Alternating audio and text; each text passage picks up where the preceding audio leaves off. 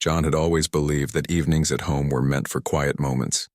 After a long day at the factory, he enjoyed sitting on the small couch in his living room, listening to the faint hum of the refrigerator and the distant chirping of birds outside.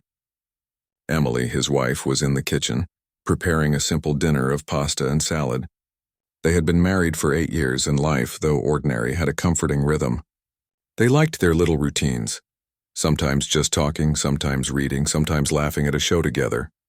Tonight it seemed like any other night, peaceful and uneventful. John glanced at the clock and noted it was already 7:15. Emily would finish cooking soon, and they would sit down to eat, talking about their day. He smiled as he remembered how Emily had been excited this morning because her friend had given her a new recipe to try. "You'll love it," she had said. "It's simple but delicious." He had nodded, barely able to focus on the conversation because of his own long day. Still, the thought of her cooking and them eating together made him feel calm. Suddenly, that calm shattered.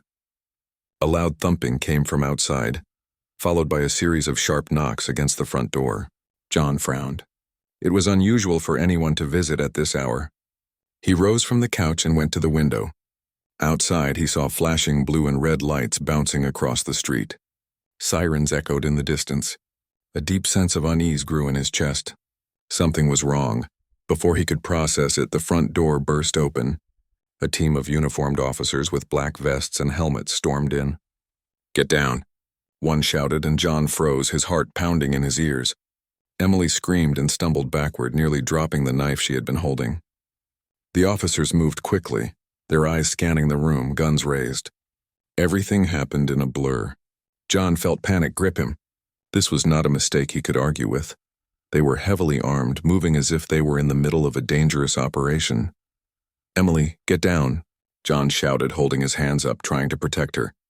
But she was already shocked and confused. She hesitated, and in an instant, one officer fired a taser. The bright sparks hit Emily's arm, and she collapsed to the floor, crying out in pain. John's stomach twisted. He wanted to run forward to grab her, but one officer immediately blocked him, shouting for him to stay back. John's mind raced. How could this happen? His wife was not a criminal. They had no enemies, no reason for anyone to treat them like this. He tried to explain, "She's my wife."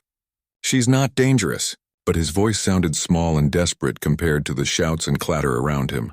The officers didn't lower their weapons. They were trained to act first, ask questions later, and John was caught in the middle. Emily struggled to get up, tears running down her face. She reached for John, and he instinctively stepped forward. "Stop, she's not a threat," he yelled. The officers froze for a fraction of a second, just enough for John to see the doubt in their eyes. But it passed quickly. One of them barked another order, and John knew that any sudden move could make the situation worse. He had to be careful. In those tense moments, he noticed small details that the officers seemed to overlook. Emily had a medical alert bracelet on her wrist. Her identification badge from the local library, which they used every week, was visible in her bag. It struck him that if only someone looked carefully, they would see she was just an ordinary woman, not the suspect they were searching for. But there was no time for that. The team was focused on control, not verification. John felt a surge of protectiveness. He moved slowly, deliberately, making sure not to provoke any sudden reaction. "Emily, stay down," he whispered, crouching beside her. Her eyes met his, wide with fear, and he gave her a small nod. She understood.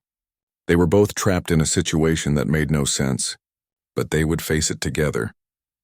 The officers were moving methodically through the house now, checking rooms and corners, shouting commands that were almost impossible to follow. John watched as one of them approached him with a firm expression. "Hands where I can see them," the officer said. John complied, knowing that resisting would only make things worse. He could hear Emily's soft sobs behind him, and it broke something inside him. He realized that he had to stay calm. Panic could escalate the situation, and any sudden movement could be dangerous. He reminded himself to breathe slowly, to speak clearly, and to act rationally. He tried to convey to the officers through words and gestures that there was no threat here. "She's my wife. She's not armed. We're not resisting," he said, voice steady but urgent. For a few moments, nothing changed. The officers continued their sweep, and John felt the weight of helplessness pressing down on him. He couldn't believe how quickly life had turned from normal to terrifying. One second, they were sharing a quiet evening. The next, his wife was on the floor in pain and strangers with guns controlled his home. But amidst the fear, a small determination began to grow in him. He refused to let panic take over. He refused to let Emily face this alone. Every move he made, every word he spoke had to be deliberate. He had to find a way to make them see the truth before things got worse. The idea of his wife hurt and misunderstood drove him to focus. This was not a moment for anger. It was a moment for precision. John crouched lower beside Emily, keeping his hands visible and his tone calm. "Stay still, Emily, I'm right here. We'll get through this," he whispered. She nodded, clutching his hand. In that small gesture, John felt a spark of hope. They were together, and together they could face this. The chaos outside was frightening, but their unity gave him strength. As the team continued moving through the house, John's mind raced, trying to plan his next words. He had to think fast, find a way to stop the escalation and protect Emily. This night, which had started with the simplicity of pasta and quiet conversation, had become a test of courage and quick thinking. And John knew deep down that what he said next could change everything. John's heart raced as he crouched beside Emily, trying to think clearly. The living room, which had been so familiar and comforting just moments ago, now felt like a battlefield. Every flashing light from outside, every shouted command made it hard to breathe. But John knew panicking would only make things worse. He had to stay calm, think fast, and protect his wife. Emily's breathing was shaky, but she tried to stay still, trusting John's presence beside her. Her hand gripped his tightly and he squeezed back, trying to give her a small sense of reassurance. "It's going to be okay," he whispered. "Just stay calm. I've got you." She nodded slightly, tears still in her eyes. John knew she was scared, but she trusted him completely, and that gave him a little strength. The SWAT team moved carefully through the house, their boots making heavy thuds on the wooden floor. Each officer's face was hidden behind a helmet, making them seem like machines rather than people. John noticed that they were following orders precisely, but there was something he could sense: hesitation, tiny cracks in their confidence. They were trained to act fast, but they also relied on information, and the information they had about his house and his wife was wrong. John's mind raced. He had to find a way to stop the situation before it became worse. He looked around quickly and noticed something important. Emily's medical alert bracelet was glinting on her wrist, partially visible under her sleeve. That bracelet wasn't just jewelry. It proved that she had a serious medical condition. If the officers saw it and realized what it meant, they might stop. He also saw her library ID on the kitchen counter. Every week she went there, and the card had her full name and photo. John realized that if he could somehow make the officers notice these details, they would see that Emily was not who they thought she was, but he had to do it carefully. Any sudden movement, any wrong word could make them react defensively. John took a slow breath and decided to speak, keeping his voice calm but firm. "Please stop for a moment," he said, keeping his hands in view. "You are making a mistake. She is not dangerous." His voice was steady, but inside he felt a storm of fear. He didn't know if they would listen. One of the officers, the apparent leader, looked at him but didn't lower his weapon. "Step back." "Stay where you are," he ordered. John obeyed immediately. He knew that arguing could make things worse. He stayed low, his eyes on Emily, and tried to communicate without threatening anyone. John realized he needed to give them facts, not just words. "She has a medical condition," he said clearly. "She's fragile. She is not a criminal. Please check her bracelet. Please check her ID." His words were precise, everyone chosen to make the officers pause and consider. For a moment there was silence. The officer's hand hovered near his radio, as if he was about to confirm something. John seized the small opening. He leaned slightly closer to Emily, speaking to the team without moving too fast. "She is my wife," he said firmly. The words were simple, but they carried weight.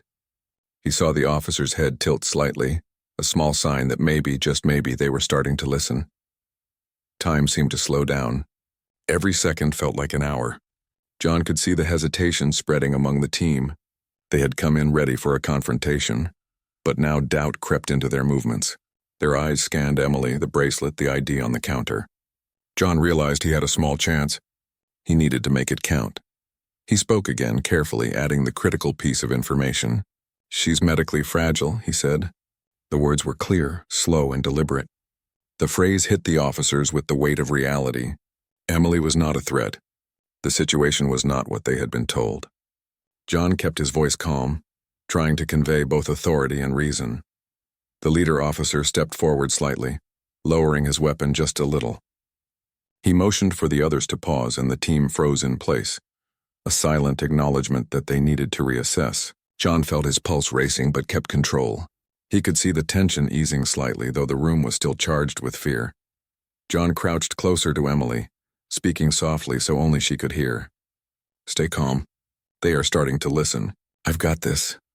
Emily's hand squeezed his in response, her eyes wide but trusting. John felt a wave of relief wash over him. But he knew the danger was not over yet. One wrong word, one wrong move, and the tension could explode again. He took another breath and decided to give the officers one last clear statement that could not be misunderstood. "She is my wife. She is medically fragile," he said slowly with authority and calmness. The officers looked at him directly, their expressions changing. Doubt and caution replaced the initial aggression.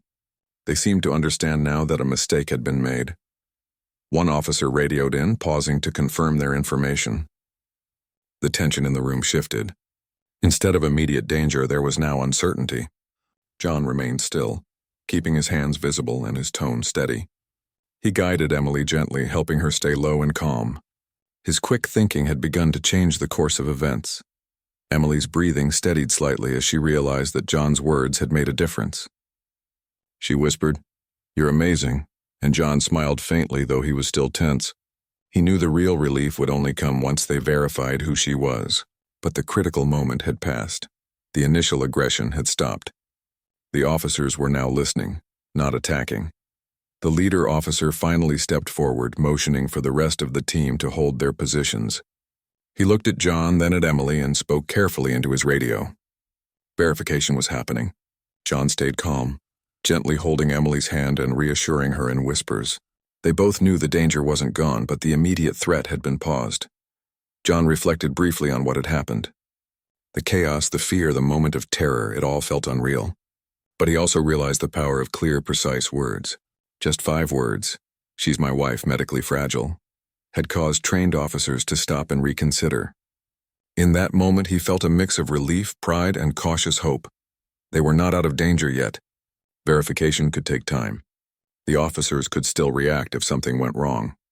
But for the first time since the ordeal began, John felt a sense of control. He had used his calm mind, careful observation, and precise speech to protect Emily. That small victory gave him courage to face whatever came next. As the team paused and the room settled into tense stillness, John whispered to Emily again, "We're going to be okay. Just stay calm." She nodded, squeezing his hand.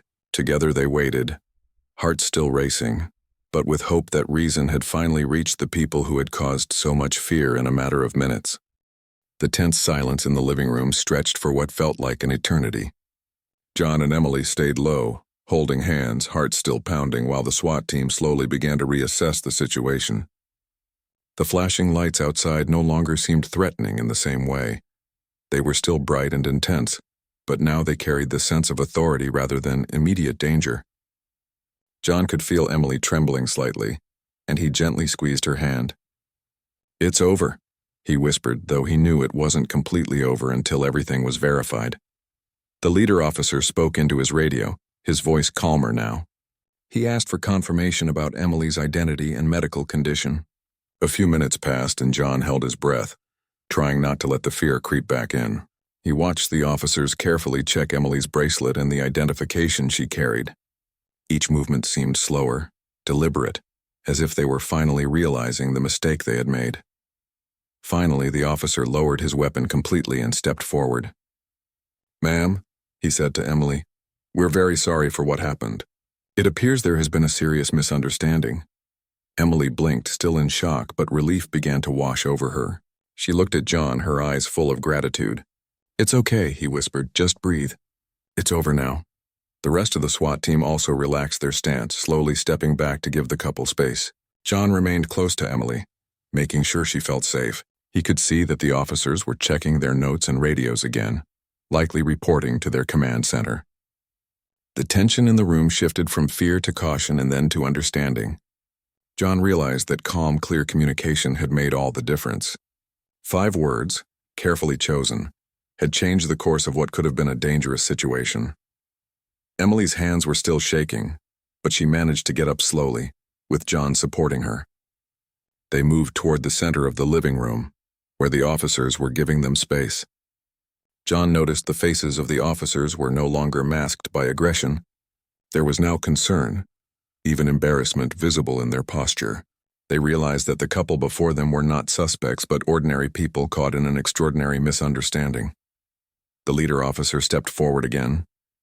"Sir, ma'am, we need to make sure everyone is safe and that this situation is fully resolved. Can you please remain here for a short time while we confirm the details?" John nodded. "Of course.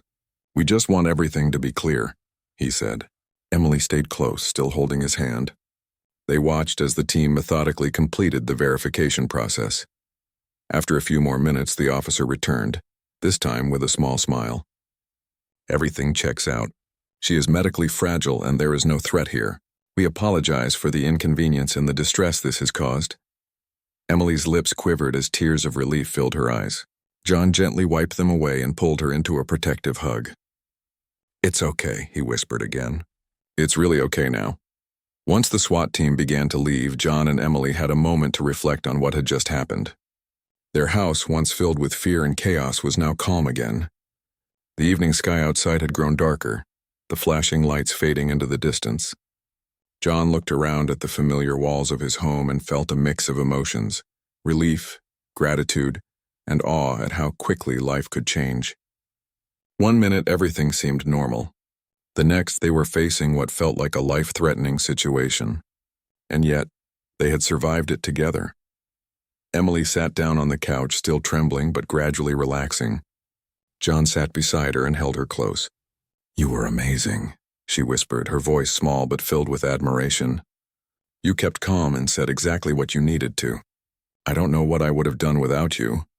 John smiled faintly, though he was still processing the adrenaline that had flooded his body moments earlier. "We did it together," he replied. "I just made sure we stayed calm. That's all." In the following hours, John and Emily reflected on the event.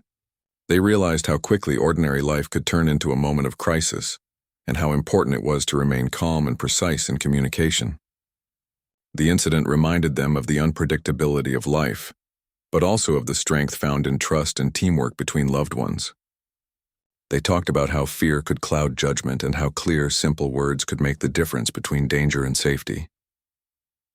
The next day, John and Emily shared their story with close friends and family.